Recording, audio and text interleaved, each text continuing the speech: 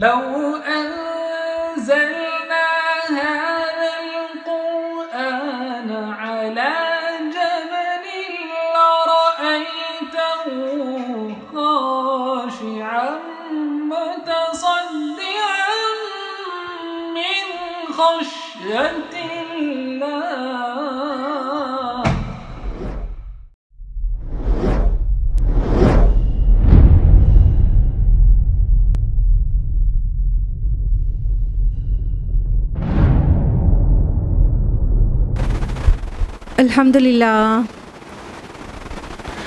अल्हम्दुलिल्लाह रब्बिल आलमीन वस्सलातु वस्सलामु अला रसूलिहिल करीम व अला आलिहि व अस्हाबिहि अजमाइन।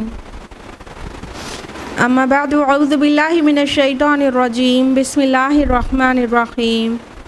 शहरु रमज़ान अल्लज़ी उन्ज़िला फ़ीहिल क़ुरआन हुदल लिन्नास व बय्यिनातिम मिनल हुदा वल फ़ुरक़ान।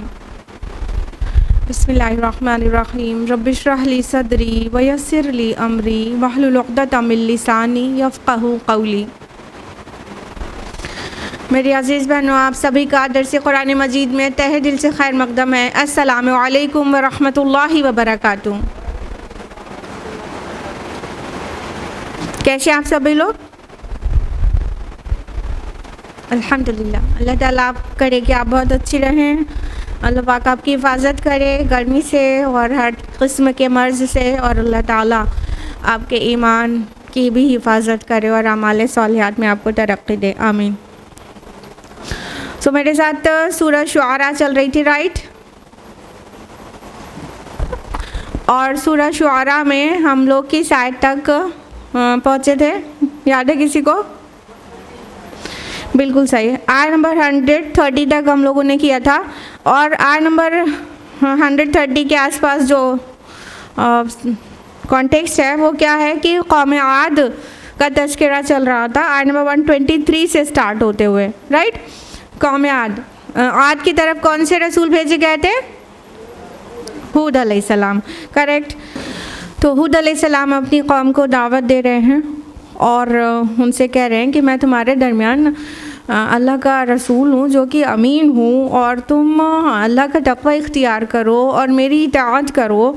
और उनके अमल पर एक चोट लगाई गई थी कि तुम इस तरह से तामीर करके महल्लात रहते हो जैसे तुम्हें हमेशा यहाँ रहना है, और जब तुम गरीबों के ऊपर या किसी कौम के ऊपर कोई गिरफ्त करते हो तो जब बारों की तरह करते हो। तो ये हूद अलैहिस्सलाम का एड्रेस था और यहीं तक हम लोगों ने जाना था, आयत नंबर 130 तक बहुत डिटेल में। सो आज कंप्लीट कर रहे हैं आयत नंबर 131 से, और आयत नंबर 131 है। अऊज़ु बिल्लाहि मिनश शैतानिर रजीम बिस्मिल्लाहिर रहमानिर रहीम। फ़त्तक़ुल्लाह व अतीऊन, बस तुम अल्लाह का तक़वा इख्तियार करो और मेरी इताअत करो। देखिए ये बात आना 126 में आ चुकी, फ़त्तक़ुल्लाह व अतीऊन, और यहाँ रिपीट हो रही है फ़त्तक़ुल्लाह व अतीऊन, क्योंकि यही सबसे बुनियादी बात है। जो जब रिपीटेशन होता है तो उसकी अहमियत की दलालत करता है, इम्पॉर्टेंस को बताता है। तो अल्लाह के रसूल हूद अलैहिस्सलाम ने फिर से कहा कि तुम अल्लाह का तक़वा इख्तियार करो और मेरी इताअत करो। कहने का मतलब ये जो चीज़ें हैं जो सब अल्लाह की अताई हैं, तुम अल्लाह से डरते नहीं कि तुम उसकी नाफरमानी पे नाफरमानी करो और अल्लाह के फ़रज़दादे का इनकार कर दो तो तुम पर अल्लाह का अज़ाब नहीं आ जाएगा। इसलिए फ़त्तक़ुल्लाह, और कहा वातिऊनी, और मेरी इताअत करो। यही दीन की बुनियाद है कि रसूल की इताअत की जाए। तो रसूल जो पैगाम लेकर आता है अल्लाह की तरफ से, अगर उसकी इताअत ना की जाए तो रसूलों के आने का मकसद ही फौत हो जाता है। आगे फरमाया वत्तक़ुल्लज़ी अमद्दकुम बिमा तअलमून, उसका तक़वा इख्तियार करो जिसने तुम्हें मदद पहुँचाई है उन चीज़ों के ज़रिए जिनको तुम जानते हो। अमद्दकुम बिअनाबिन व बनीन, उसने तुम्हें मदद पहुँचाई है चौपायों और बेटों के ज़रिए। अब देखिए यहाँ पे अमद्दकुम, मदद की उसने, ये रिपीट हो गया आयत नंबर 132 में भी और 133 में भी कि मदद पहुँचाई उसने। तो अल्लाह सुब्हान ताला ने यहाँ पर रसूल की ज़ुबानी ये कहलाया कि तुम्हें अल्लाह का तक़वा इख्तियार करने का रीज़न है तुमको जो कुछ तुम्हारे पास है वो अल्लाह ताला ने दिया है, और अल्लाह ताला ने मदद पहुंचाई उन चीज़ों से जिन्हें तुम जानते हो। यानी ये जो इरम ज़ातिल इमाद जो सूरह फज्र में कहा गया कि बड़े बड़े सुतूनों वाले इरम, वो यानी उनकी जो इमारतें होती थी बड़े बड़े सुतूनों से मिलकर बनती होती थी, यानी बहुत कल्चर्ड, बहुत सिविलाइज्ड और बहुत डेवलप्ड लोग थे। तो ये इतना कुछ अल्लाह ताला किसी को स्किल्स दे दें तो उसको चाहिए कि अपने रब का ही शुक्र करें और उसकी ही तरफ बार बार पलटे और उससे डरे इस बात से कि अगर नाफरमानी करेंगे तो वो कभी भी हमको पेरिश कर सकता है। तो फरमाया कि तुम जानते हो उसने किन किन चीज़ों से तुम्हें मदद पहुंचाई है। यानी वो मतलब उनका कद बहुत ज़्यादा था, उनको अल्लाह ताला ने जिस्मानी क़ुव्वत दी हुई थी और सलाहियतें दी हुई थी। उनकी इंजीनियरिंग आज की इस्तिलाह इंजीनियरिंग, लेकिन उनकी इंजीनियरिंग सुपर्ब थी। ठीक है, तो अल्लाह ताला कहते तुम जानते हो कि किन किन चीज़ों से मदद पहुंचाई है, और फिर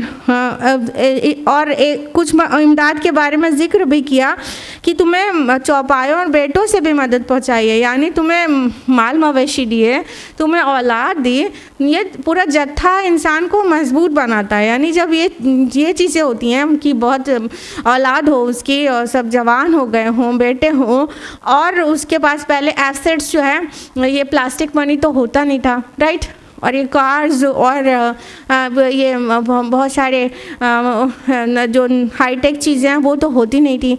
तो पहले के लोगों के पास क्या होता था, मवेशी जिनके पास ज़्यादा होते थे, एनिमल्स बहुत सारे होते थे, तो वो ज़्यादा दौलतमंद समझे जाते थे, राइट। जैसे आज मतलब लेटेस्ट मॉडल्स की कार्स होती हैं किसी के पास, एक के बाद एक, तो इंसान कहता है मतलब उसको अमीर समझता है, लेकिन वो उस वक्त उस चीज़ की पोजीशन थी एनिमल्स की कि कितने उनके पास मवेशी हैं। तो अल्लाह ताला ने फरमाया वो सब तुम्हें दिया। आगे फरमाया कंटिन्यूड है, जो नेमतें हैं उसका तज़किरा कंटिन्यूड है। व जन्नातिन व अयून, और बागात और चश्मों के ज़रिए। इन्नी अख़ाफ़ु अलैकुम अज़ाब यौमिन अज़ीम, मुझे तो अंदेशा है तुम पर एक बड़े दिन के अज़ाब का। व जन्नातिन व अयून, और बागात और चश्मे। देखिए ये भी बहुत बड़ा एसेट होता है। बागात कहने का मतलब अच्छा वेजिटेशन, यानी कि जिस सरज़मीन पर अच्छी बारिश होती है और वहाँ पर सब्ज़ा अच्छा उगता है, जहाँ का वेजिटेशन अच्छा होता है, वो कौम डेफिनेटली तरक्की करती है, क्योंकि ये जो वेजिटेशन है इसका डायरेक्ट ताल्लुक़ जीडीपी से होता है। तो अल्लाह ताला ने उनको बहुत सारे बागात यानी फुल फ्लेज वेजिटेशन दिया था। और चश्मे जानते हैं अरब और अराउंड अरब पानी की क्या वैल्यू है, पानी के लिए लड़ना, पानी के लिए पानी के जगह को देखकर बसना, पानी उनके लिए मतलब वो अहमियत है जिसको हम यहाँ पे नहीं समझते हैं। डेजर्ट में पानी की सबसे ज़्यादा अहमियत होती है। तो जिनके पास चश्मे बह रहे हों, बागात हों, और जबकि डेजर्ट एरिया हो, अहकाफ़ में ये होते थे, आज तो बहुत ही लाक़ोदक सहरा है वो, लेकिन उस दरमियान अल्लाह ताला ने सब कुछ नवाजा था उस अहकाफ़ में। तो अल्लाह ताला ने उसको याद दिलाया अल्लाह के रसूल ने कि तुमको अल्लाह ने ये और ये दिया है। इसलिए मुझे अंदेशा है कि इतना ब्लेस्ड होने के बाद अगर तुम अल्लाह का ही शुक्र नहीं करोगे और अल्लाह के रसूल का इनकार करोगे तो मुझे डर है तुम पर कोई अज़ाब ना आ जाए। आयत नंबर 136, क़ालू सवाउन अलैना औ अस्तअम लम तकुन मिनल वाइज़ीन, उन्होंने जवाब दिया कि ए हूद, हमारे लिए बराबर है खा तुम वाज करो या ना करो। इन हाज़ा इल्ला खुलुकुल अव्वलीन, ये तो कुछ नहीं मगर पहले लोगों की बातें हैं। अब देखिए इतने बड़े नासे, इतने बड़े हमदर्द को जो कि अल्लाह के रसूल थे हूद अलैहिस्सलाम, उनकी बेगरज हमदर्दी का जवाब उन्होंने कैसे दिया। सिर्फ ये नहीं कहा कि मानेंगे नहीं, बल्कि ये कहा तुम हमको वाज करो या ना करो, हमारे लिए बराबर है। मतलब इंतहा दर्जे की हरदर्मी दिखा दी। वाज माना होता है ऐसी नसीहत जो दिल को नर्म कर दे। तो कहा तुम चाहे जितने नर्म नसीहतें हमको करते रहो और चाहे वाइज़ीन में से ना हो। वाइज़ीन जमा है वाइज़ की, वाइज़ मतलब जो नसीहत करने वाला होता है। तो कहा कि हमारे लिए तो बराबर है, यानी इस कदर बेपरवाही का वो सबूत दिया। और बल्कि इस जो सामने से कोई नसीहत कर रहा है और वो हमदर्द भी है, इस तरह के जवाब का मतलब होता है उसकी इंसल्ट करने की कोशिश करना कि हमें तुम्हारी ज़रूरत नहीं है तुम्हारे वाज़ो नसीहत की, तुम करो या ना करो हमारे लिए बराबर, हम जैसे हैं वैसे ही रहेंगे। और कहा ये तो कुछ नहीं है, अगले लोगों की बातें हैं, खुलुकुल अव्वलीन, ये अगले लोगों का ये वो जो पैटर्न था उसी को तुम भी फॉलो कर रहे हो। मतलब जब कोई कौम बहुत तरक्की पा लेती है ना, चाहे कौम हो चाहे इनफिरादी सतह पर कोई शख्स हो ना, जब बहुत तरक्की मिल जाती है ना तो वो उसको अपनी काबिलियत का नतीजा समझने लगता है, राइट। और वो समझने लगता है ये मेरी काबिलियत से मुझे मिला है, और अल्लाह को भूल जाता है और तकब्बुर करता है। तो उसको जब कोई अल्लाह की याद दिलाता है तो अक्सर एटीट्यूड यही होता है। क्या होता है, हमने इतनी तरक्कियाँ कर ली, हमने जो है चाँद पे कदम रख दिया, हमने ये कर लिया, और तुम आके हमको बता रहे हो कि अल्लाह का अज़ाब आ जाएगा। अरे ये सब कहानियाँ हैं, हमें ना बताओ। ये गुरूर के जुमले होते हैं कि ये सब कहानियाँ हैं। बहुत दिन से बहुत लोग आके कहते रहे अज़ाब आ जाएगा, अज़ाब आ जाएगा, कहीं तो नहीं आया। हम तो आज भी उतनी तरक्की याफ्ता हैं। तो अपनी तरक्की का इंसान को गुरूर हो जाता है, तब वो वाज़ो नसीहत को कहानियाँ कहने लगता है। पिछले लोग भी ऐसे ही कहा करते थे। तो ये जो रोशन ख्याल लोग होते हैं ना, इन्वर्टेड कॉमास रोशन ख्याल, वो लोग ऐसे इस तरह सोचते हैं, मटेरियलिस्टिक माइंड होता है कि ये जो तरक्कियां हैं ना ये सब हमारे इंटेलेक्ट से निकली हुई तरक्कियां हैं, हम पलते फूलते चले जा रहे हैं जनरेशन से, और तुम आज आए हो और कहने लगे हो कि अल्लाह का अज़ाब आ जाएगा तुम्हारे ऊपर। तो ये सब तो पिछलों के अफसाने हैं, उनका तरीक़ा था, और जो तुम हमको बता रहे हो। फरमाया वमा नहनु बिमुअज़्ज़बीन, और हमको कोई अज़ाब नहीं दिया जाएगा। मतलब बिल्कुल इनकार कर दिया है। तो पहलों की बात है, हमको कोई अज़ाब नहीं दिया जाएगा, और जो अज़ाब आता है तो उसको कहते हैं ये तो गर्दिश ज़माना है, ऐसा होता ही रहता है। हाँ, ये जब वक्त का चक्का चलता है तो ये दिन आते रहते हैं, कहीं पे फ्लड आ गया और कहीं पे अर्थक्वेक आ गया, ये तो होता ही रहता है। अज़ाब को इस तरह से लेते हैं, और जब अज़ाब की ख़बर दी जा रही है तो बिल्कुल रिजेक्ट कर रहे हैं कि नहीं, हम कोई अज़ाब नहीं दिए जाएंगे, हम इतने ताकतवर लोग, हमने इतनी तरक्कियाँ ऐसे ही थोड़ी करी, बड़े बड़े पिलर्स हमने ऐसे ही थोड़ी नहीं बना लिए, हमारे पास स्किल है। तो कहा हमें कोई अज़ाब नहीं आएगा। आयत नंबर 139 में फरमाया फ़कज़्ज़बूहु फ़अहलकनाहुम, चुनांचे उन्होंने उसको झुटलाया तो हमने उन्हें हलाक कर दिया। इन्ना फ़ी ज़ालिका लआया वमा काना अक्सरुहुम मुमिनीन, यकीनन इसमें एक बहुत बड़ी निशानी है लेकिन अक्सर लोग ईमान लाने वाले नहीं।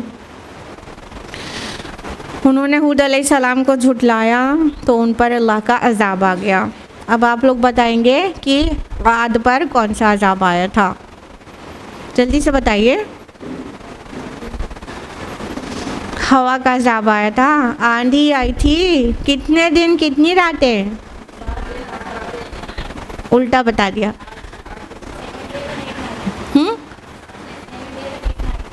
नहीं, 8 days और 7 nights, 7 लयालिन व 8 अय्याम, ठीक है। 7 रातें और 8 दिन मुसलसल उन पर आंधी चलती रही। हदीस का मुताला करें तो पता चलता है जब इनके ऊपर अज़ाब आने का वक्त आ गया तो हवा का जो एक बगुला उठा तो ये बड़े खुश हो गए। इन्होंने समझा कि अब तो बारिश होगी और ये तो बादल आ रहे हैं और बड़ी रहमत आने वाली है, ये खुशियाँ मनाने लगे। और वो हवा जब आगे बढ़ती गई तो इन पर इस तरह से आंधी आई है कि सूरह हूद में और मुख्तलिफ़ सूरतों में उसकी जो मंजर कशी है वो ये कि एक एक को उसके घरों से निकाल के बाहर फेंक दिया, और इनकी हालत ऐसी हो गई कि जैसे कोई बाढ़ होती है और उस पे जानवर चढ़ के उसको चूर चूर कर दें, तो फिर वो जो खोखले तिनके और तने पड़े होते हैं बिल्कुल डिस्टर्ब्ड और कुचले हुए, उस तरह की इनकी हालत हो गई। और इस तरह कुरान ने मंजर कशी की कि इनके मतलब इनको उठा उठा के इस तरह से फेंका कि इनके दिमाग का भुरकस निकल गया और इनके ब्रेन की जो हड्डी थी वहाँ से भेजा बाहर हो गया और वो बिल्कुल खजूर के खोखले तनों की तरह कुचले हुए पड़े थे। जब तक एक एक मुतनफ़िस को हलाक नहीं कर दिया गया वो आंधी नहीं रुकी। 8 दिन और 7 रातें आंधी चलती गई। ज़रा आप इमेजिन कीजिए कि 1 घंटा हम लोगों के अराउंड छोटी वाली आंधी आती है, वो बहुत बड़ी आंधी थी। छोटी मामूली आंधी 1 घंटे के लिए आती है तो कैसा कलेजा हिचकोले खाता है सीने के अंदर ना, कि अब कुछ हो जाएगा तब कुछ हो जाएगा, बस अल्लाह ही की पनाह चाहिए। सोचिए कि अगर कहीं तो 1 हफ्ते तक ही आंधी चल रही है तो फिर हालत क्या हुई होगी। और वो जो उनके पिलर्स थे मतलब ज़ातुल इमाद थे ना, पिलर्स वाले थे, उनके सारे पिलर्स की ऐसी तैसी सारा सब कुछ बिखर गया। और उसके बाद वहाँ अब क्या बचा है शायद आपको पता होगा, वो अहकाफ एरिया है जहाँ पर ये हुआ करते थे आद। अब वहाँ पर लाकोदक सहरा है, इतना डिज़ास्ट्रस वो डेजर्ट है कि उस वहाँ से कोई सफ़र से गुज़रना भी नहीं चाहता, और सिवाय एयर जर्नी के वहाँ से कोई गुज़रना भी नहीं चाहता, क्योंकि उसकी जो रेत है ना वो नहायत मुहलिक है, उसमें बहुत सारे जहर हैं। उस रेत को लेबॉर्ट्री में जब टेस्ट किया गया तो जिन उसमें कंटेनर्स में वो रखी हुई थी वो सब टूट गए, उसको समंदर में डालना पड़ गया क्योंकि वो इतनी जहरीली रेत थी। तो आज वहाँ ये है, ये जो पिलर्स वाले और बिल्डिंग्स वाले और बहुत अपनी तरक्की का गुरूर करने वाले, अपने जिस्म और अपनी ताकत का किबर करने वाले लोग थे, अल्लाह ताला ने यूं नाबूद किया उनको कि आज ना ही उनके तहज़ीब का कोई नाम लेवा है और ना ही उनके पिलर्स बाकी हैं सिवाय वहाँ लाकोदक सहरा के। पूरा सब कुछ तलपटी हो गया, पूरा इतनी हवा चली कि अब सिर्फ सहरा ही सहरा है, कोई उनके बिल्डिंग्स बाकी नहीं है वहाँ पर। तो अल्लाह ताला फरमा रहे कि उन्होंने झुटलाया तो हमने उनको हलाक कर दिया और इसमें निशानी है, लेकिन अक्सर लोग ईमान लाने वाले नहीं हैं। क्या निशानी है? जब रब और रसूल की नाफरमानी की जाती है तो अल्लाह ताला यूँ चुटकियों में मसल देता है, तो जो बाद में भी रब और रसूल की नाफरमानी करेगा कभी भी उसका ये अंजाम हो सकता है। ये जिस सिनारियो में ये आयत नाजिल हो रही है उसको भी रिमाइंड कर लीजिए कि मक्की दौर है, नबी सल्लल्लाहु अलैहि वसल्लम का अरसे दराज से बुला रहे हैं, मक्का के लोगों को मान कर नहीं दे रहे हैं, तो उनको बता दिया गया कि देखो तुम अपने आप को क्या समझते हो, हाँ तुम अपने कल्चर अपनी लैंग्वेज पे बहुत नाज़ा हो, ये देखो कितने तुमसे जिस्म में ज़्यादा थे, तुमसे तामीरात में ज़्यादा थे, हर तरह तुमसे ज़्यादा वेल इस्टेब्लिश्ड लोग थे, इनको अल्लाह ताला ने यूँ नाबूद कर दिया। और तुम विटनेस कर सकते हो उस सहरा को कि यहाँ पर क्या गुजरी है। तो लेकिन फिर भी अक्सर लोग मानने वाले नहीं, क्योंकि इबरत की आंखों से लोग देखना ही नहीं जानते हैं। अफसोस के साथ हम कुरान पढ़ते हैं तो तिलावत करते हैं, समझते नहीं, तो क्या खाक इबरत होगी। अल्लाह ताला कह रहे हैं इसमें निशानी है और उसके बावजूद भी अक्सर लोग ईमान लाने वाले नहीं हैं, अक्सर लोग हिदायत पाने वाले नहीं हैं, इस निशानी से फ़ायदा उठाने वाले नहीं हैं। जो रिपीट होने वाली आयत है वो ये है, इसका एक फ्रेज़ और एक अगली आयत है नंबर 140, व इन्ना रब्बका लहुवल अज़ीज़ुर रहीम। और ए नबी सल्लल्लाहु अलैहि वसल्लम आपका रब ज़बरदस्त है, नहायत रहम फरमाने वाला। यानी वो ज़बरदस्त भी है, वो एब्सोल्यूट अथॉरिटी है, वो जब चाहे पकड़ सकता है, लेकिन वो साथ ही में रहीम भी है, बहुत ही रहमत करने वाला कि हर बार हर गलती पे फ़ौरन नहीं पकड़ लेता। ये सब उसकी रहमत का मज़हर है कि मोहलत देता है। तो ये आयत आपको मालूम है ये इस सूरा में रिपीट होती चली जाएगी। तो ये था कौम आद का तज़किरा, और आयत नंबर 141 ऑनवर्ड्स समूद का तज़किरा शुरू हो रहा है, रुकू चेंज हो रहा है। कज़्ज़बत समूदुल मुरसलीन, इसी तरह कौम समूद ने रसूलों को झुटलाया। पिछली बार आपको बताया था कि एक रसूल को झुटलाया तो क्यों कह दिया गया मुरसलीन, रसूलों को झुटलाया। बताइए क्या बताया था? एक रसूल को झुटलाना पिछले तमाम रसूलों के झुटलाने के कायम मकाम है, क्योंकि वो उसी बेसिक चीज़ के तरफ तो सारे ही रसूल बुला रहे हैं ना, जो अल्लाह ताला की तरफ से है। तो एक रसूल को नहीं माना तो उसके पीछे सबकी दावत वही थी, सबको नहीं माना मतलब कि तो यहाँ पर भी समूद के ताल्लुक़ से भी कहा गया कि उन्होंने रसूलों को झुटलाया, हालांकि उनके दरमियान एक रसूल आया था। कौन सा? सॉलेह अलैहिस्सलाम, मालूम है आप लोगों को ना। खाली सॉलेह अलैहिस्सलाम को झुटलाने पर कह दिया गया रसूलों को झुटलाया। ध्यान दीजिएगा कि समूद को आदे सानिया कहते हैं और आद को आदे उला कहते हैं, ठीक। क्योंकि समूद जो है ये आद में से ही जो लोग बच गए थे, जो मोमिनीन थे, हर कौम में से कुछ मोमिनीन है ना रसूल की मान लेते हैं, अल्लाह ताला उन्हें निकाल के अलग कर देते हैं। फिर जो नहीं मानने वाले हैं, मुनकरीन है, उन पर अजाब आ जाता है। तो जो बच जाते हैं वो फिर ज़िंदा रहते हैं, फिर उनकी नस्लें चलती है ना। तो आद में से जो लोग ईमान लाए थे हूद अलैहिस्सलाम पर, उनकी नस्लों से आगे चल के जो कौम पूरी मतमद्दुन हुई वो समूद कहलाई। उनमें से बीच में किसी फोर फादर के नाम पर इनकी कौम का नाम पड़ गया। तो फिर समूद जो है आद की ही औलाद थे, तो इसलिए इन्हें आदे सानिया भी कहा जाता है और आद को आदे उला कहा जाता है। तो समूद जब फिर ये बिगड़ गए तो अल्लाह ताला ने एक और रसूल भेजा इनके दरमियान, सॉलेह अलैहिस्सलाम।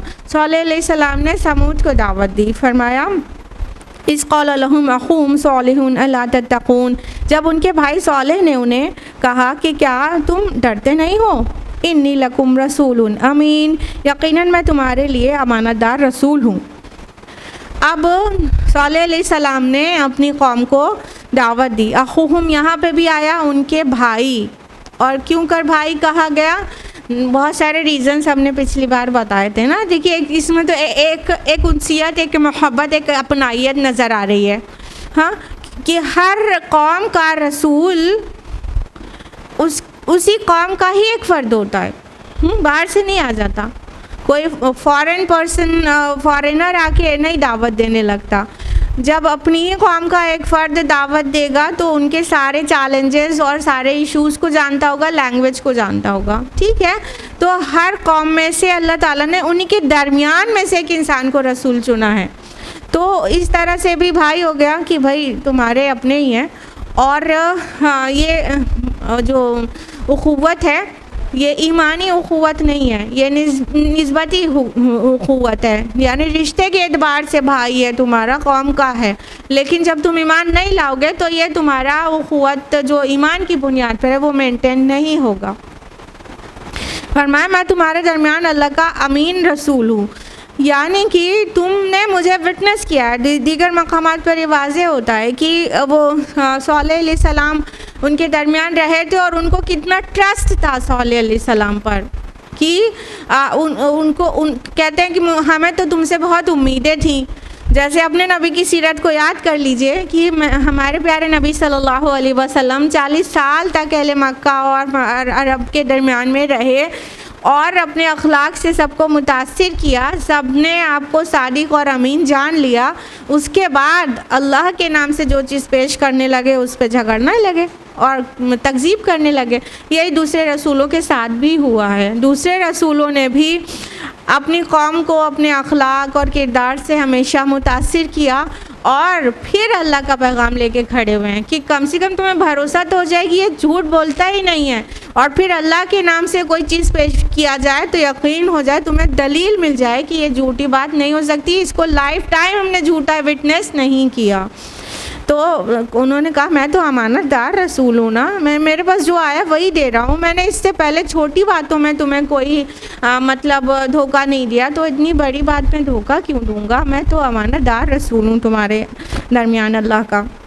उन्होंने भी वही कहा फत्तकुल्लाह वातिऊन, बस अल्लाह से डरो और मेरी इताअत करो। ये बहुत बुनियादी चीज़ है कि अल्लाह का तक़वा होना चाहिए दिल में और रसूल की इताअत बिल्कुल मैंडेटरी है किसी भी दीन में, किसी भी मज़हब में। वमा सल्लुकुम अलैहि मिन अज्र इन अज्रिया इल्ला अला रब्बिल आलमीन, और मैं तुमसे उस पर किसी अज्र का तालिब नहीं हूँ, मेरी उजरत तो तमाम जहानों के रब के ज़िम्मे है। फरमाया सॉलेह अलैहिस्सलाम ने यह भी बतौर दलील था कि देखो क्या मैं तुमसे कोई उजरत मांगता हूँ, मैं तुम्हारी खैर खाई करता हूँ तो तुमसे कुछ लेता हूँ। जो खैर खा बहुत सारा ले बहुत सारा तो उसमें डाउट आ सकता है ना, लेकिन जो खैर खाई करने का कोई बदला नहीं ले तो उसमें किस बात का डाउट है। तो उन्होंने इसको भी दलील की तरह से पेश किया, जैसे कि इससे पहले हूद अलैहिस्सलाम ने भी दलील की तरह पेश किया था इसको कि मैं तुमसे कोई उजरत तो लेता नहीं हूँ। तो हूद अलैहिस्सलाम ने कोई उजरत तो मांगी नहीं थी, लिहाजा कहा कि मेरी उजरत तो अल्लाह रब्बुल आलमीन के ज़िम्मे है। अल्लाह के रसूलों को कोई क्या देगा, अल्लाह ताला का जो वादा है उसके भरोसे वो जीते थे। आयत नंबर 146, अतुतरकुना फीमा हाहुना आमिनीन, क्या तुम छोड़ दिए जाओगे इन नेमतों में यहाँ तक कि अमन से। सॉलेह अलैहिस्सलाम ने उन्हें लम्हा फ़िक्रिया दिया कि थोड़ा सा रुको और सोचो कि तुम्हें इतना कुछ दिया गया है, तुम्हें क्या लगता है कि इन नेमतों में हमेशा रहोगे और सही सुकून से रह लोगे, यानी अल्लाह और रसूल की नाफरमानी करोगे तो पुरसुकून इसमें रहोगे। कहने का मतलब ये तुम पर अल्लाह ताला का अज़ाब नहीं आ जाएगा, और या तो जब तुम मरोगे तो छीन नहीं जाएगा। ये तुम जिस तरह से नेमतों को इस्तेमाल कर रहे हो ऐसा लगता है कि ये तुम्हारी अपनी है और ये कभी छीनने नहीं वाली है और ना तुम्हें कभी मौत आने वाली है। इसी तरह पुरअमन तरीक़े से अपने बागात, अपने चश्मों, अपने महल्लात में रहोगे। उनको गौर करने की दावत दी। फ़ी जन्नातिन व अयून, और इन बागात और चश्मों में वज़रूइन व नख़लिन तलउहा हदीम, और खेतों और नरम मुलायम खुशों वाली खजूरों में। अब उनकी नेमतों को खोल खोल कर ज़िक्र किया कि ये जो बागात हैं, ये चश्मे हैं जिसकी वजह से तुम इतने प्रॉस्पेरस हो, क्या इनमें ऐसे ही छोड़ दिए जाओगे। मतलब जिसने इतना कुछ दिया है तुम्हारा हिसाब नहीं लेगा। एक कॉमन सेंस की बात है कि जब इंसान बहुत कुछ बग़ैर अपनी इस्तेहक़ाक़ के दिया जाता है तो उसका हिसाब होता है, फिर उससे हिसाब लेता है देने वाला ना। कोई रिप्रेजेंटेटिव अपना बनाता है किसी को तो उससे हिसाब लेता है। तो ये जो तुम्हें बागात और चश्मे दिए गए हैं और ये जो खेत और नरम मुलायम खुशों वाली खजूरें दी गई हैं, क्या इसका मालिक तुमसे हिसाब नहीं लेगा। यहाँ हज़ीम जो वर्ड आया है इसका माना होता है कि ऐसे खुशे जो फलों की वजह से लटके चले जाते हों और ऐसे फल जो पकने से फटे पड़ते हों, जिससे रस बहा पड़ता हो। अरबी ज़ुबान इतनी जामे ज़ुबान है कि एक वर्ड के इतने ढेर सारे सेंटेंसेस में उसका माना अदा हो पाता है। ठीक है, तो खाली हज़ीम वर्ड से पूरा एक पिक्चर दिमाग में आ गई कि बहुत नेमतों में थे। यानी ऐसे उनके पास बागात थे जिनके खुशे फल इतने सारे लदे हुए थे कि झुके पड़ रहे हैं। मतलब एक प्रॉस्पेरिटी का एक मंज़र है जिसमें फल इतने अच्छे हैं कि रस भरे फल हैं और इतने शानदार खजूर के बाग हैं। कहने का मतलब जिनके पास इतनी सारी चीज़ों वो कौम बहुत खुशहाल होती है। और जो खुशहाली है तो क्या उसका सवाल नहीं किया जाएगा। देने वाला सवाल नहीं करेगा कि तुमने उसे हमारे दी हुई नेमतों को किस वे में ख़र्च किया और कितना तुम मेरे लिए ग्रेटफुल थे, कितना शुक्रगुजारी की तुमने। आगे फरमाया वतनहतून मिनल जिबाल बुयूतन फारिहीन, और तुम पहाड़ों को तराश कर अपने घर बनाते हो इतराते हुए। अब देखिए यहाँ पे कहा गया कि उनकी एक स्किल, उनका एक टैलेंट मेंशन किया गया कि जो आद थे वो तो पिलर्स वाली इमारतें बनाते थे और जो समूद थे वो पहाड़ों के अंदर खुदाई करके अंदर पहाड़ों के अंदर महल्लात बनाते थे। तो वो उन्होंने क्या समझा था, ये उनका ज़ाती टैलेंट है कि अल्लाह ने दिया था उन्हें। कोई चीज़ अब इंसान अपनी ज़ाती लेकर आया हो तो बताए। तो अल्लाह ताला ने उसका ज़िक्र किया कि तुम पहाड़ों को तराश कर घर बनाते हो, लेकिन कहा फारहीन, मतलब इतराते हुए, यानी उस पर फ़ख्र करते हो। बनाते तो हो, अल्लाह का दिया टैलेंट है, फ़ख्र करते हो ऐसे जैसे तुम्हारा अपना है। फत्तकुल्लाह वातिऊन, बस तुम अल्लाह का तक़वा इख्तियार करो और मेरी इताअत करो। ये बात रिपीट होती चली जा रही है कि तुम्हें जो कुछ दिया गया है ज़रा गौर करो कि तुमको किसने दिया है और फिर उसका शुक्र बजा लाओ। और उसकी शुक्रगुजारी अमली ये है कि तुम उसके भेजे हुए फ़रस्तादे की बात मानो और अपना वे ऑफ लाइफ वैसे रखो जैसे कि तुम्हारा खालिक चाहता है। वला तुतीउ अम्रल मुस्रिफीन, और मत मानो हद से बढ़ने वालों का हुक्म। अल्लज़ीना युफ़सिदूना फ़िल अर्द वला युस्लिहून, जो लोग ज़मीन में फ़साद मचाते हैं और इस्लाह नहीं करते।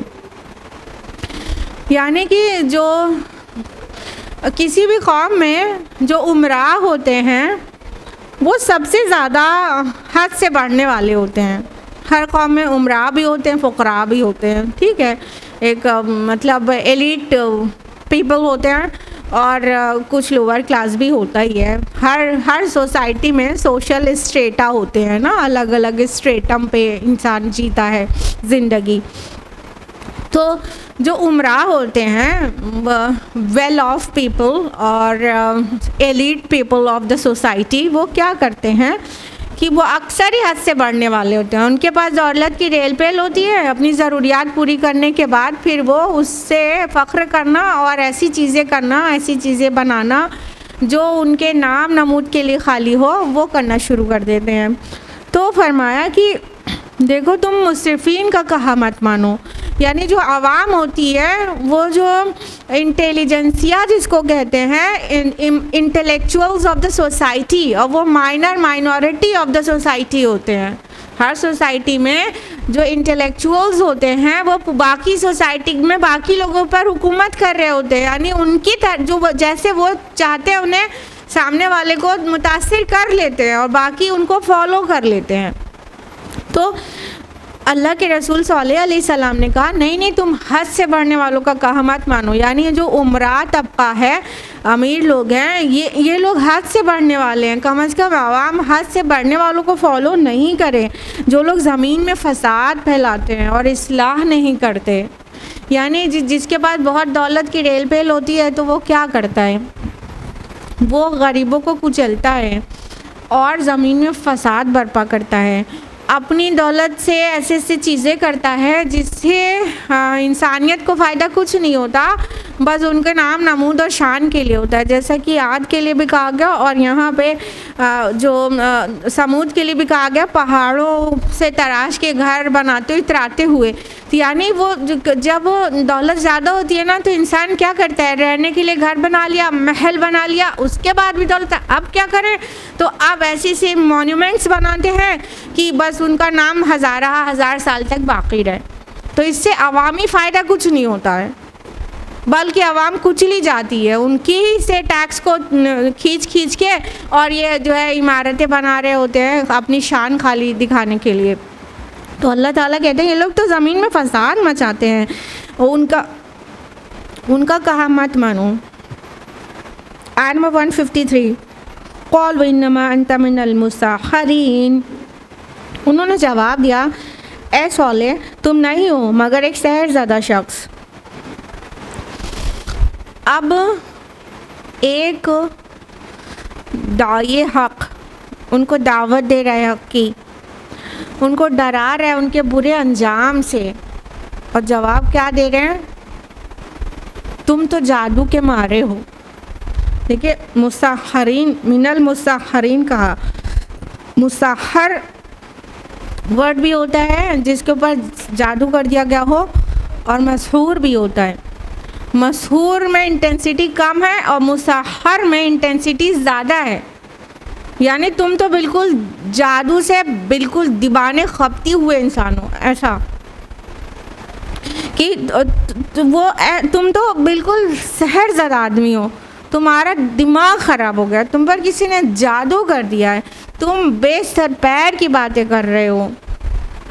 देखिए, जब दौलत का नशा सर चढ़ कर बोलता है ना, तो इंसान नसीहत नहीं कबूल करता, और नसीहत के जवाब में ये सारे रोशन ख़याली दिखाता है कि कोई उसको डराए, अजाब की धमकी दे तो कहता है तुम्हारा दिमाग ख़राब हो गया है।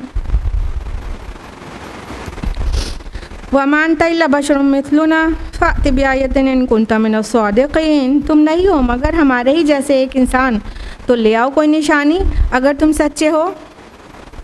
अब ललकार रहे हैं क्या कह के कि तुम तो हमारे जैसे दिखते हो, हमारी कौम के फ़र्द हो, देखने में हमारे जैसे हो, खाते हो पीते हो, बाज़ारों में घूमते हो, हमारे ही जैसे हो, कैसे तुम अल्लाह के रसूल अपने आप को क्लेम करने लगे। हाँ, अगर तुम सच कह रहे हो कि अल्लाह के फ़रिश्ता हो, तुम रसूल हो, तुम्हारे पास वही आती है, तो लाओ कोई निशानी पेश करो। आयत नंबर 155, क़ाल हाज़िही नाक़तुल्लाह शिरबुन व लकुम शिरबु यौमिन मअलूम। सॉलेह अलैहिस्सलाम ने कहा ये ऊँटनी है, एक दिन उसके पानी पीने की बारी है और एक मुअय्यन दिन की बारी तुम्हारी है। ये जो नाक़तुल्लाह कहीं पे कहा गया, कहीं नाका कहा गया, ऊँटनी, अल्लाह की ऊँटनी, ये मुअजिज़े की डिमांड के जवाब में पेश किया गया है। ये आम ऊँटनी नहीं थी। मतलब ये मत समझिएगा कि जब उन्होंने कहा लाओ निशानी पेश करो, लाओ कोई मुअजिज़ा पेश करो, तो कोई ऊँटनी उनके घर में बंधी होगी, उन्होंने कहा ये निशानी है, अस्तगफिरुल्लाह, ये तो मजाक वाली बात हो जाती। उन्होंने जब डिमांड किया मुअजिज़े की, तो मिराकुलसली उन्हें एक ऊँटनी दी गई मुअजिज़ाना तौर से, जिस तरह कुरान में उसका डिस्क्रिप्शन है कि उनके आँखों देखते एक ऊँटनी बरामद हो गई। तो वो ऊँटनी मतलब मिराकुलसली उनके सामने हाजिर हुई थी, और बाज का कौल है कि चट्टान में शगाफ हुआ और वो फटी और उसमें से एक ऊँटनी बरामद हो गई। बहरहाल ये हर जगह क्लियर है कि ये ऊँटनी नाका जो है, ये नाका मुअजिज़े के जवाब में थी, यानी यही वो मुअजिज़ा थी जो वो डिमांड कर रहे थे कि दिखाओ समथिंग डिफरेंट, खर्क़े आदत कोई चीज़ दिखाओ, कोई निशानी लेके आओ कि तुम अल्लाह के रसूल हो तो हम मान लेंगे। तो अल्लाह ताला हक़ को वाज़े करने के लिए निशानियाँ भेज तो देते हैं, लेकिन जब निशानी दिखाई जाती है, जब कोई मुअजिज़ा दिया जाता है, तो ज़िम्मेदारी बढ़ जाती है, फिर चैलेंज हो जाता है वो मुअजिज़ा। वो चैलेंज इतना बड़ा हो जाता है कि अगर उसके बाद नहीं मानना रहता तो फिर हलाकत रखी रहती है। तो अब इतना बड़ा चैलेंज उनके सामने आ गया। कहा, ये सल्लल्लाहु अलैहि वसल्लम कह रहे हैं ये है वो निशानी जिसकी तुम डिमांड कर रहे थे, ये नाका है, ये ऊँटनी है, और अब इसका राइट ये है, ये नाक़तुल्लाह है, अल्लाह की ऊँटनी है।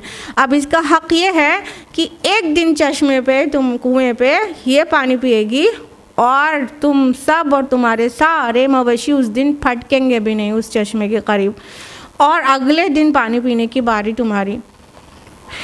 जब किसी को पानी से रोका जाए ना, तो मतलब डेजर्ट एरिया में, ये कौन थे? असहाबुल हिज्र थे ना, हिज्र का इलाका कहाँ पे है? मदीना से तबूक जाने के दरमियान में हिज्र का इलाका पड़ता है, मकामुल उला कहते हैं, और वो इलाका आज भी सऊदी अरब के एरिया में आता है, ठीक है।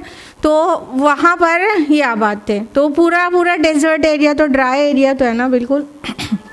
तो अब ऐसे मतलब अरब और अराउंड अरब किसी को पानी के लिए ललकारना, समझ लो जंग की दावत देना है। यानी वहाँ पानी पीने पिलाने पर झगड़ा होता था, जंगें हो जाती थी, क्योंकि पानी की इतनी अहमियत है। अब सल्लल्लाहु अलैहि वसल्लम कह रहे हैं ऊँटनी है, तो ये ऊँटनी निशानी है, लेकिन इसका राइट ये है कि जिस दिन ये पानी पीने की बारी होगी, उस दिन तुम और तुम्हारे पूरे कबीले, तुम्हारे सारे शहर के लोग पानी नहीं पिएंगे। तुम लोग एक दिन पानी लोगे, एक दिन ये पूरा अकेले पानी पिएगी। सुभान अल्लाह। इतना बड़ा चैलेंज। और ये बात कहने के लिए समझ लीजिए नॉर्मल हालात में कोई कह ही नहीं सकता था जब तक उसके अराउंड उसकी अर्दली में इतनी बड़ी फ़ौज ना हो, क्योंकि ये ऐलान जंग है एक तरह का। बात समझ रहे, सिचुएशन समझा पा रहे हैं हम। ये इतना बड़ा ऐलान जंग था कि तुम एक दिन पानी लो और एक दिन हमारी ऊँटनी लेगी।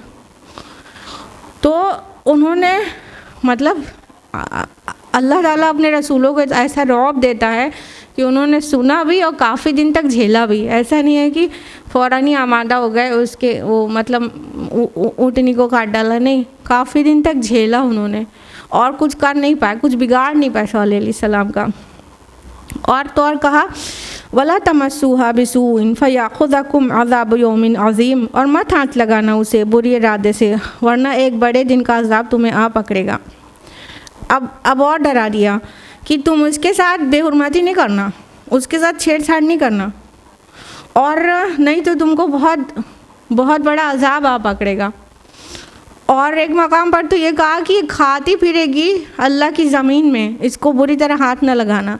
यानी ये ऊँटनी आम तुम्हारे जानवरों की तरह है ही नहीं, ये जिसकी चरागाह में चाहे चरेगी, जहाँ चाहे दंदनाती फिरेगी, तुम इसे रोक नहीं सकते हो, तुम इसे मार नहीं सकते हो, तुम इसके साथ कोई भी ऐसी चीज़ नहीं कर सकते हो जो एक जानवर के साथ तुम आम तौर से कर लेते हो। तुम इसका इतने बड़े राइट्स हैं। तो कहा नहीं, तुम इसे बुरी तरह से हाथ नहीं लगाना, नहीं तो अल्लाह का अज़ाब आ जाएगा। चैलेंज, उन्होंने चैलेंज किया कि मौजज़ा दिखाओ, अल्लाह ने मौजज़ा दिखाया, फिर उसके हुकूक मुकर्रर कर दिए कि ये लो मौजज़ा तुम्हारी ऑन डिमांड है, तो ये लो उसके ये हुकूक है, उसको अब पूरा करो, अब तुम उसकी सख्तियों को बर्दाश्त करो।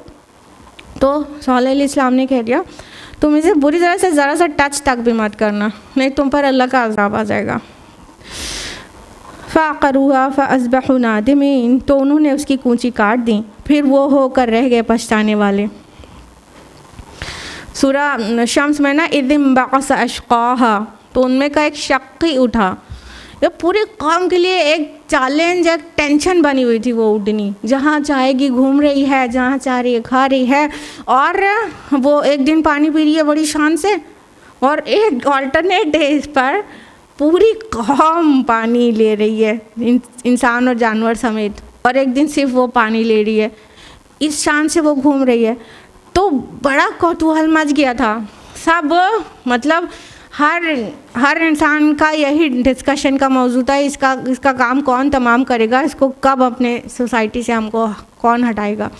बहरहाल इज़िम बअस अशक़ाहा कहांगे ना, फिर एक शक्की उठा, एक नहायत बदबख्त इंसान उठा, उसने ये जिम्मेदारी ली कि वो इसको मार डालेगा। फिर उसने उसके पैरों को काट दिया, उसको ज़ख्मी कर दिया और उसको काट डाला। तो फिर क्या हुआ, फ़ाक़ज़हुमुल अज़ाब, बस उनको आ पकड़ा अज़ाब ने। इन्न फ़ी ज़ालिका लआया वमा काना अक्सरुहुम मुमिनीन, यकीनन इसमें निशानी है लेकिन उनकी अक्सरियत मानने वाली नहीं है। जब वो ऊँटनी को मार डाला गया तो सल्लल्लाहु अलैहि वसल्लम ने उनको नोटिस दे दी, 3 दिन के अंदर तुम्हारे ऊपर अज़ाब आ जाएगा।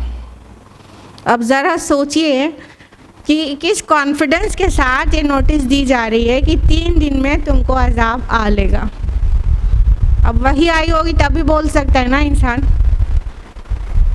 कुछ ख़ायफ ज़रूर थे, लेकिन एक होता है ना जब इंसान पहली बार इनकार कर देता है, गौर करिएगा इस बात पर। यही कुरान इसीलिए कहता है कि तुम अव्वल इनकार करने वाले मत बनो।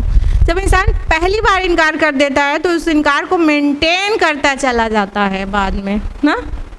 इसलिए किसी को भी पहली बार में इनकार नहीं करना चाहिए, गौर करने का वक्त लेना चाहिए। बाद में गौर इंसान यूँ भी नहीं करना चाहता कि उसकी अना जो है वो हर्ट होती है कि अब हमने इनकार तो पहले कर ही दिया है, अब दोबारा इकरार करेंगे तो अपनी अना का क्या होगा। तो पहले बार में कुफ्र करने वाले ना बनो।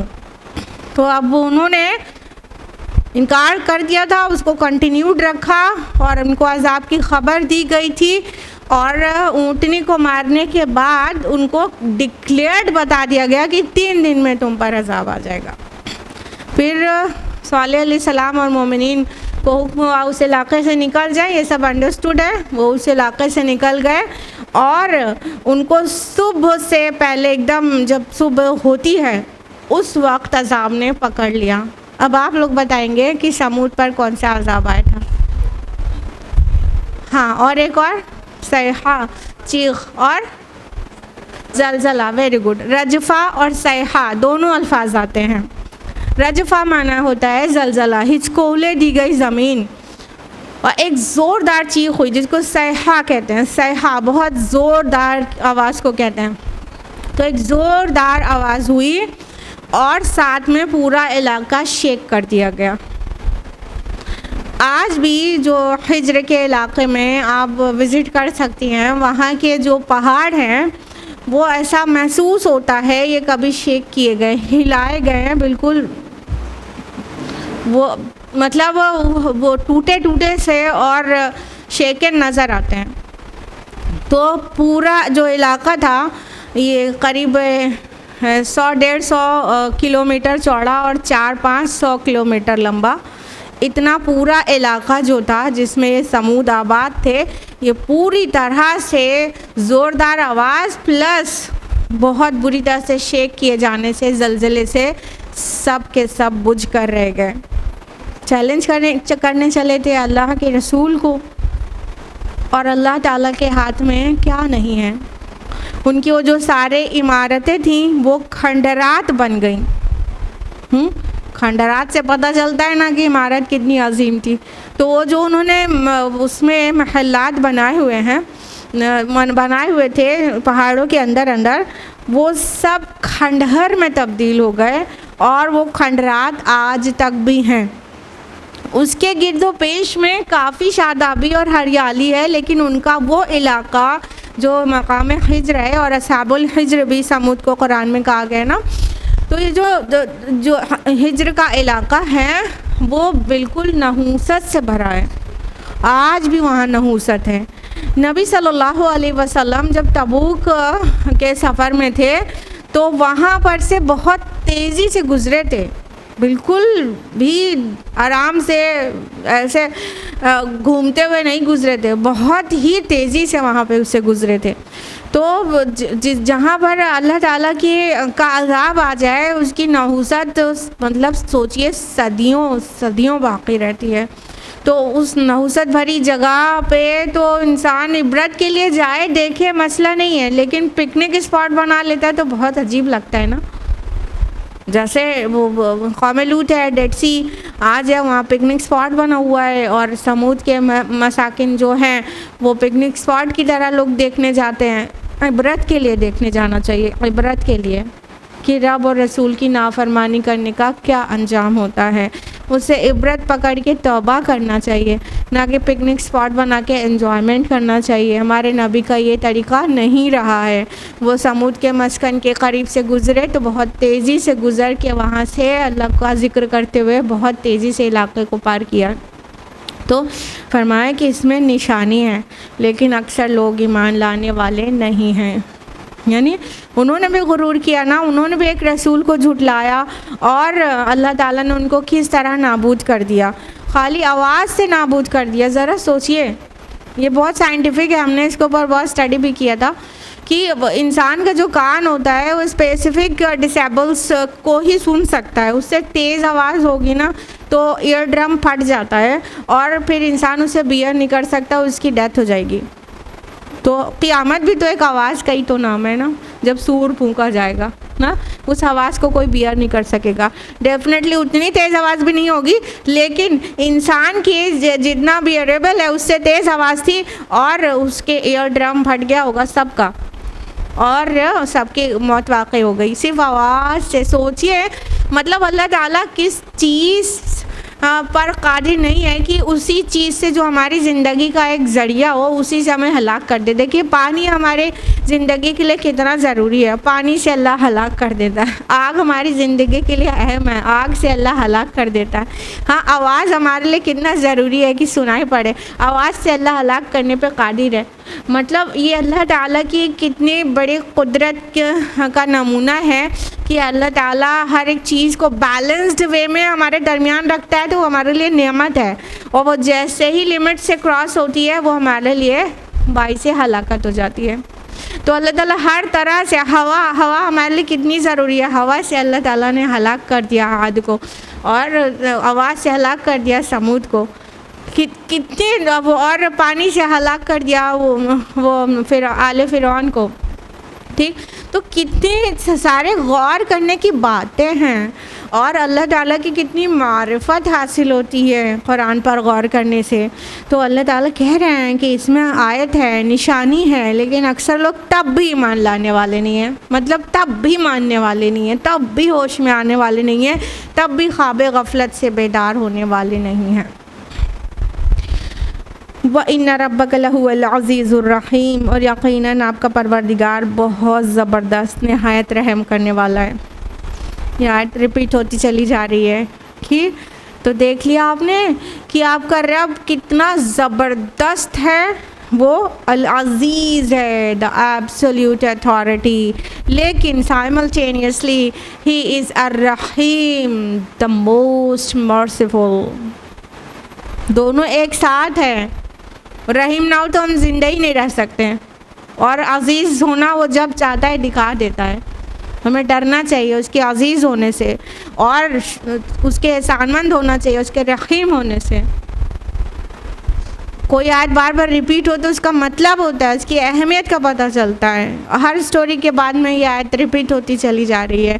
एक ये फ़िक्रा इन्ना फ़ी ज़ालिका लाया व मा काना अक्सरुहुम मुमिनीन, और एक ये व इन्ना रब्बका लहुवल अज़ीज़ुर रहीम। अल्लाह ताला तौफ़ीक दे कि हम उसकी आयत पर गौर व फ़िक्र करें, उससे नसीहत अख़ज़ करें, अब रब और रसूल के फर्माबरदार हो जाएं और नाफरमानी से बाज आ जाएं। अल्लाह ताला तौफ़ीक दे कि हम कुरान मजीद को पढ़ें, समझें, गौर व फ़िक्र करें, अमल करें और दूसरों तक पहुँचाएँ।